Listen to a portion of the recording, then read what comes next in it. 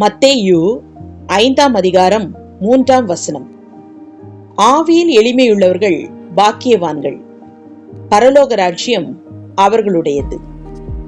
விளக்கம்: தாழ்மையும் கடவுளை சார்ந்து இருப்பவர்களும் பரலோக ராஜ்யத்தில் நித்திய ஜீவன் என்ற மிகப்பெரிய வெகுமதியை பெறுவார்கள்.